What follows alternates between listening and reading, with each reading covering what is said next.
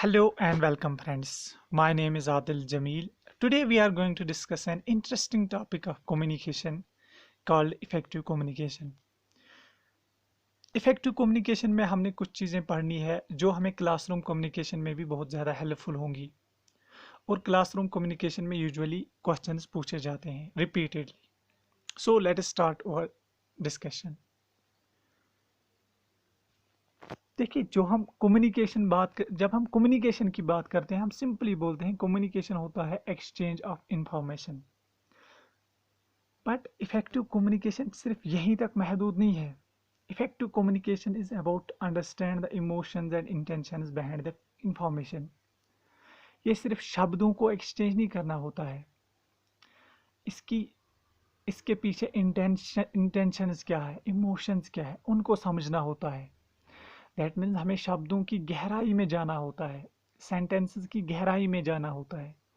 सामने वाला जो बोल रहा है उसकी इमोशंस को समझना होता है, उसकी इंटेंशंस को समझना होता है. तब जाके उसको इफेक्टिव कम्युनिकेशन कहते हैं. It is different from usually general communication. तो इफेक्टिव कम्युनिकेशन जो होता है, it is the bullet line of an organisation. अगर कभी कभार क्या होता है, थोड़ी सी मिसअंडरस्टैंडिंग भी होती है ना, डिसीजन मेकिंग लेट हो जाती है. उसकी वजह से नागवार कॉन्सिक्वेंसेस उठाने पड़ते हैं ऑर्गेनाइजेशन को, कंपनी को, खासकर प्राइवेट कंपनीज को.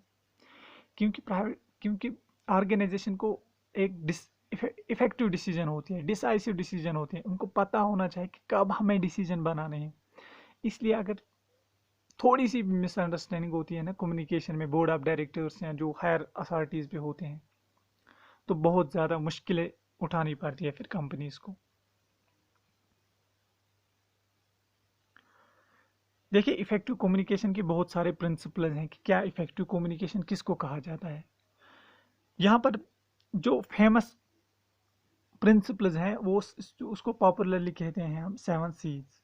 क्या है वो 7 C's? क्लियर है, कंक्रीट है, कंसाइज है, करेक्ट है, कोहेरेंट है, कंप्लीट है और कर्टस है. देखिए, क्लियर का मतलब होता है आपके ऑब्जेक्टिव्स क्लियर होने चाहिए. You must be clear about what you want to say. आपको कहना क्या है, you must be clear what I want to say. Complexity आपको अवॉइड करनी है, इसको कहते हैं सिंपली क्लियर. कंसाइज होता है you must be to the point. जो हमने वो एक्रोनियम पढ़ा, KISS, keep it short and simple. आपको इररिलेवेंट और वैग्यू चीज़ें अवॉइड करनी है जिससे सामने वाले बोर हो जाएंगे, तो कम्युनिकेशन इनइफेक्टिव बनेगी. कंक्रीट होता है आपको स्पेसिफिक होना चाहिए. आपका आर्ग्यूमेंट जो है वो वेल फूटेड होना चाहिए, ये एविडेंस बैक्ड होना चाहिए. आप हवा में चीज़ों को नहीं बोलने चाहिए. आप जो भी बोलोगे उसको, उसके पीछे कोई लॉजिक होना चाहिए. हाँ, ये सही है, थ्योरी बेस्ड, एविडेंस बेस्ड होना चाहिए. देखिए, इसके बाद जो इम्पोर्टेंट है that is correct.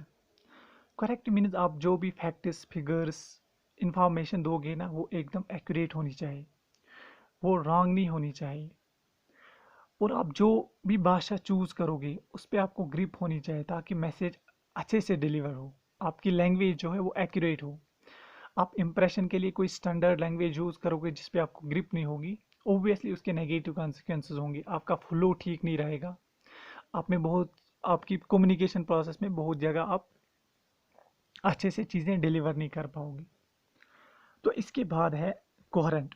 Coherent means आप जो भी आपको आइडिया, इंफॉर्मेशन देनी है वो वेल प्लानड होनी चाहिए, लॉजिकल होनी चाहिए, सीक्वेंशियल होनी चाहिए. आपको पहली बात पहले रखनी है, बीच वाली बीच में और लास्ट वाली लास्ट में. अदरवाइज अगर आप इसका उल्टा करोगे, उधर इधर करोगे चीज़ों को, तो वो कोई सेंस ही नहीं बनाएगी, वो सेंसलेस बनेगी. Another one that is important is complete.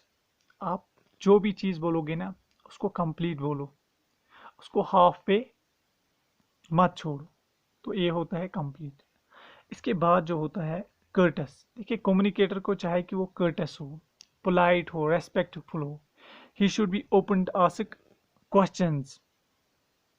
ये चीज़ें होती हैं ताकि वो जो कम्युनिकेटर और लिसनर के बीच में एक रिलेशनशिप बिल्ड हो फर्दर इफेक्टिव कम्युनिकेशन बनाने के लिए. देखिए communication process two way process होता है। इसमें सिर्फ कम्युनिकेटर की रेस्पॉन्सिबिलिटीज नहीं होती, लिसनर की भी रेस्पॉन्सिबिलिटीज होती है। इंपॉर्टेंट एक प्रिंसिपल है जिसको बोलते हैं हम लिसनिंग फॉर अंडरस्टैंडिंग। देखिए दो प्रॉब्लम्स यूजुअली होती हैं जो मैंने भी ऑब्जर्व की होती है। पहली, हम जब भी कोई चीज़ कम्युनिकेट करते हैं हम कम्युनिकेटर को बार बार इंटरप्ट करते हैं, इंटरफियर करते हैं, उसको आधी ही बोलने देते हैं, यहाँ से अपनी बात रखते हैं।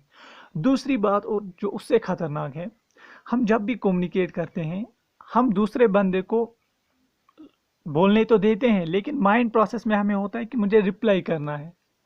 हम माइंड में सोच रहे होते हैं, हम उसको समझ नहीं रहे होते हैं कि वो दूसरा बंदा क्या बोल रहा है, हम सोच रहे होते हैं कि मुझे रिप्लाई देना है, हम वही सोच रहे हो मुझे क्या जवाब देना चाहिए इसको, जिसकी वजह से आप उसको समझ नहीं पाते हो। आप जब जवाब देते हो तो वो अच्छा जवाब नहीं होता है, तो कम्युनिकेशन इनइफेक्टिव बन जाती है। इमोशनल इंटेलिजेंस, आपके पास इंटेलिजेंस होनी चाहिए कि लोगों की इमोशंस को आप रिकग्नाइज करो। आपको अकॉर्डिंग टू इमोशंस बात करनी है, अकॉर्डिंग टू इमोशंस चीज़ों को सेट करनी है। तभी तो आप अच्छा कम्युनिकेटर बन सकते हो, जब आप लोगों की इमोशंस को देख, तभी तो आप लोगों को इन्फ्लुएंस कर सकते हो। इसको बोलते हैं emotional intelligence. Another one is non verbal communication. देखिए आपको ग्रिप होनी चाहिए नॉन वर्बल कम्युनिकेशन पे, आपको अच्छे से यूज करना आना चाहिए, body language, eye contact, tone of voice, बहुत सारी चीज़ें कि आपको सीखनी पड़ती है ताकि आपकी जो कम्युनिकेशन है वो इफेक्टिव बन जाए। Another one is focus and attention, कि आप जब भी कम्युनिकेट करोगे, फॉर्मल इनफॉर्मल कहीं पे भी, आपको फोकस रखना चाहिए, अटेंशन रखनी चाहिए उस वक्त उसी की। फॉर एग्जांपल जब क्लासरूम कम्युनिकेशन की बात होती है, जब टीचर लेक्चर डिलीवर करता है उसको 110% अटेंशन उस वक्त क्लास में रखनी चाहिए। उसको दूसरे क्लास की अटेंशन नहीं रखनी चाहिए, दूसरे क्लास में क्या हो रहा है, दूसरा क्लास देना है उसकी प्रेपरेशन की टेंशन नहीं रखनी है, घर की प्रॉब्लम की टेंशन नहीं रखनी है, उसको उस वक्त उसी क्लास में रहना है, mentally as well as physically. तो ये हमने किया आज इफेक्टिव कम्युनिकेशन डिस्कस। होप कि आपको समझ आया होगा। Thank you for watching, but never forget to subscribe.